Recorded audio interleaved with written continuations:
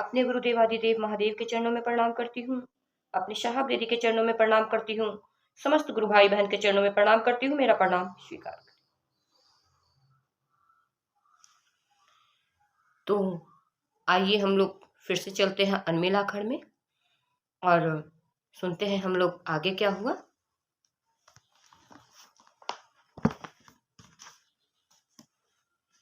कल हम लोगों ने सुना था महादेव के स्मरण एवं आह्वान के साथ कार्यक्रम आरंभ हुआ।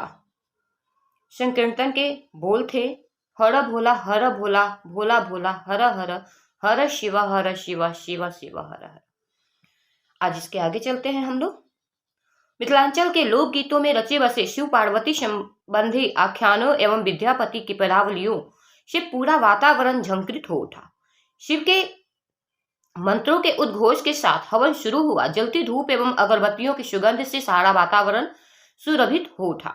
चारों तरफ एक अलौकिक सुगंध फैल गई। चंद्रमा की धवल प्रभा आवाज रूप से अहाते में प्रवेश कर रही थी। जीवन का उत्कर्ष और अनंत की साधना दोनों साथ चल रही थी। नीलम आनंद एक और अगणित लोगों के दैनिक जीवन में सहयोग देती, उनकी समस्याओं का निदान लौकिक और पारलौकिक प्रविधियों द्वारा करती, तो दूसरी ओर साहब अनंत की साधना की ओर उन्मुख करने में निरत रहते। कैसा विचित्र संयोग है यह। हवन समाप्त हुआ। संकीर्तन के बोल चल रहे थे, लेकिन यह क्या, अचानक बत्ती गुल हो गई। मंडली कीर्तन गा रही है, नाल करताल बज रहे हैं, लेकिन कहीं कोई आवाज नहीं। निशब्द शांति लग रहा था कि कुछ कहा जा रहा है, कोई बातचीत चल रही है, लेकिन कोई आवाज नहीं थी। विचित्र रहस्यपूर्ण स्थिति पैदा हो गई। साहब ने कहा, जगन्नाथ देखो, जनरेटर को क्या हो गया। उनके मुख से मुखरित इन शब्दों के साथ ही बिजली आ गई। भजन कीर्तन और संगीत उपकरणों की आवाज पुनः ध्वनित होने लगी। बल्ब के धवल प्रकाश में नीलम आनंद ने देखा, तोरण द्वार पर एक फटेहाल साधु खड़ा है। देखने में अघोरी जैसा, देखकर लग रहा था कि उसे कपड़े की भी परवाह नहीं।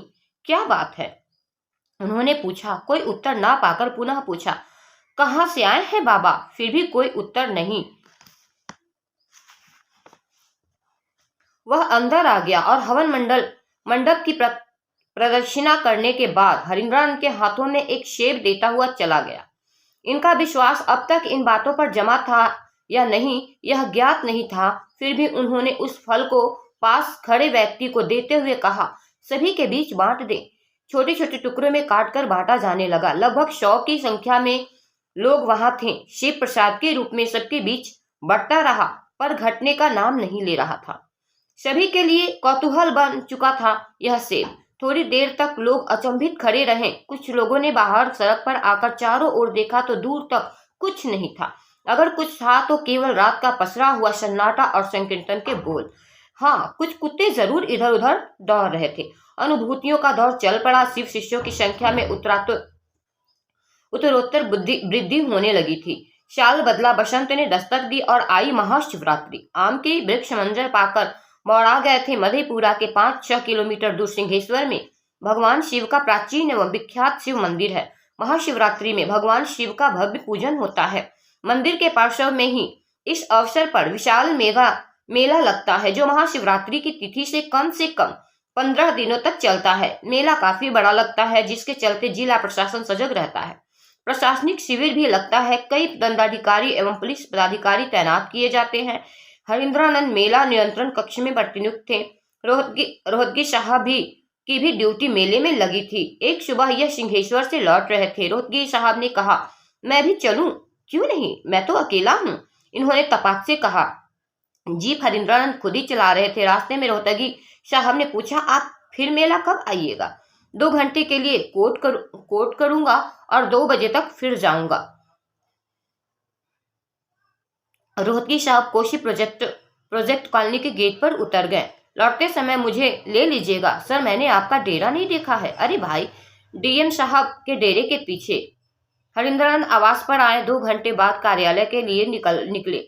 ठीक 2 बजे सिंहेश्वर के लिए चले। रास्ते से ही रोहतगी साहब को लेना था। कोशी कॉलोनी में जीप खुशी डेरा आसानी से मिल गया। फाटक पर जीप में बैठे हॉर्न बजाया। रोहतगी साहब निकले। बोले, आइए ना, मैं जरा कपड़े बदल लूं। सर, आप बदल कर आइए, अरे हाँ, अरे आ ही जाइएगा तो क्या हो जाएगा, डेरे में और कोई नहीं है। हरिंद्रानंद ने अनमने भाव से घर में प्रवेश किया। मेरा पूजा घर नहीं देखिएगा, रुस्तगी साहब बोले। क्यों नहीं, चलिए, लेकिन मैं तो जूते पहना हूँ।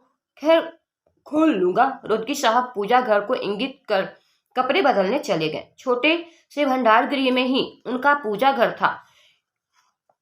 हरिंद्रानंद ने भीतर जाकर मेज पर रखी भगवती की तस्वीर को प्रणाम किया। कुछ पल भगवती की तस्वीर को देखते रहे। अचानक हरिंद्रानंद को लगा उनकी पीठ से मात्र 2 इंच दूर काले रंग की दीवार है। नजर घुमाई तो झट से पूजा घर से बाहर निकल गए। मधुमक्खियों ने फर्श से लेकर छत तक घनी काली मोटी दीवार बना दी थी। लाखों मधुमक्खियां उसमें थी। मधुमक्खियों की दीवार के चलते पूजा घर मात्र 4 फुट के क्षेत्रफल में था। हरिंद्रानंद को भवरे हड्डे बिड़ने एवं मधुमक्खियों से जन्मजात भय था। एक बार जब वे 3 साल के थे तो पांव में हड्डे यानी लाल बिड़नी ने काट लिया था। उसके बाद घाव का रूप ले लिया था। नतीजतन पांव की शल्य चिकित्सा करनी पड़ी। उनका बचपन पूर्णिया में बीता। वहां भी बगीचों में मधुमक्खियों के छत्ते पर ढेला मारा करते थे और मधुमक्खियां दौड़ाकर उन्हें काटा करती थी। चेहरा बैलून की तरह फूल जाता था। माँ पिताजी प्याज को छाप देते, पर ऊपर से उनके हाथ हाथ के थाप भी पड़ते थे। बेहुदा खाली बदमाशी करता है, बाबूजी मारते और फिर बोलते भी। हरिंद्र का बालमन हमेशा सवाल करता कि आखिर एक गलती की 2 सजा कैसे हो सकती है। एक तो मधुमक्खी ने काटा ही, और उस पर इनके थाप भी। मधुमक्खी के छत्ते ने इनको पूरी तरह डरा दिया था। रुस्तगी साहब तैयार हो चुके थे। सर, आप इस पूजा घर में कैसे बैठते हैं? मैं केवल अगरबत्ती और धूप घर में नहीं जलाता। रुस्तगी साहब ने उत्तर में दर्प का भाव था। गाड़ी सिंहेश्वर की ओर चली। सर, मुझको अब महादेव भी बोलेंगे तो आपके पूजा घर में नहीं जाऊंगा। वह पूजा घर है या मौत की घाटी? प्रति उत्तर में केवल मुस्कुराहट थी। रात्रि की प्रथम पहर बीतने के बाद भी मेले के थिएटर, सर्कसों, तमाशा घरों एवं रास्तों पर वैसी ही भीड़ थी। प्रशासन चौकस। तब तक रुस्तगी साहब मेले से लौट गए। बैठे चाय मंगवाई गई। नियंत्रण कक्ष में कम ही लोग थे। हरिंद्रानंद जी, आप सचमुच डर गए थे क्या? जी, डर तो गया था, लेकिन सर, मैंने पाया है कि मैं जिस सत्ता या वस्तु से सचमुच भयांक्रांत हो जाता हूँ, उसका अस्तित्व कुछ दिनों में मिट जाता है। हरिंद्रानंद जी, वो सारी मधुमक्खियां भगवती की हैं। रुस्तगी साहब बोले। नहीं, मैं पूजा घर की मधुमक्खियों की बात नहीं कर रहा हूँ। मध्य रात्रि को दोनों मधेपुरा लौट गए। दूसरे दिन ऑफिस था। इनके कक्ष में रुस्तगी साहब आए, चेहरे पर उदासी और थकान। सर, रात में ठीक से सोए नहीं क्या? भाई, मैं तो 4 बजे सुबह उठ जाता हूँ। पूजा करने गया तो देखा पूजा घर में एक भी मधुमक्खी नहीं थी, केवल मोम के छत्ते की दीवार खड़ी है। हरिनंदन जी, शिव को गुरु मानने के लिए क्या करना होगा? कुछ नहीं सर, संबंध मन बनाता है, चाहे लौकिक हो या पारलौकिक। शरीर और मुद्राएं संबंध नहीं बनाती। मन से संकल्पित हो जाइए, शिव आपके गुरु हो जाएंगे। संबंधों को भूलिएगा तो संबंध सो जाएंगे। इसलिए शिव की शिष्यता को याद रखने के लिए महादेव को नमः शिवाय से प्रणाम करना चाहिए।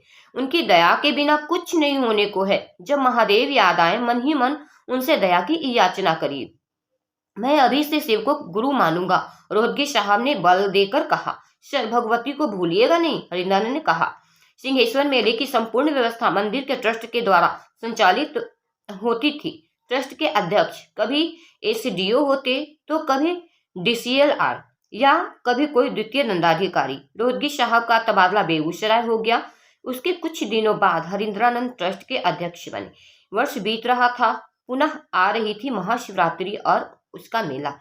उच्च पदाधिकारी के साथ बैठकों का कई दौर चला। अंत में एसडीओ साहब के साथ विचार विमर्श के उपरांत तय हुआ कि हरिंद्रानंद 4-5 ट्रस्टियों को लेकर गुलाबबाग मेले में जाएंगे और वहां के तमाशा घरों, सर्कसों के मालिकों से सिंहेश्वर मेला में आने का अनुरोध करेंगे।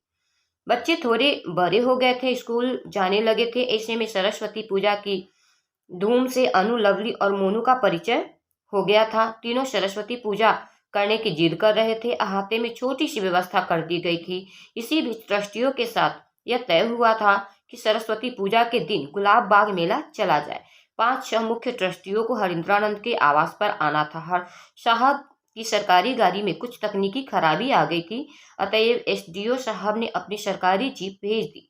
अगले सुबह सभी आए। बच्चे सरस्वती पूजा की सजावट में सुबह से ही लगे थे। बच्चों के चलते हरिंद्रानंद बहुत सवेरे तैयार हो गए। शाम 3 बजे तक लौटना था। हरिंद्रन ने कहा, चलिए महादेव को प्रणाम कर निकलते हैं, क्योंकि काम तो महादेव का ही है। सभी पूजा घर में गए, प्रणाम किया। हरिंद्रानंद समेत सभी के लिए गिनती से एक एक बेलपत्र आया। इन्होंने उठाया और सबको दिया। तो आज हम लोग यहीं तक रहने देते हैं। इसके आगे हम लोग कल सुनेंगे, क्योंकि अभी थोड़ी देर में मुझे ड्यूटी निकलना है, इसलिए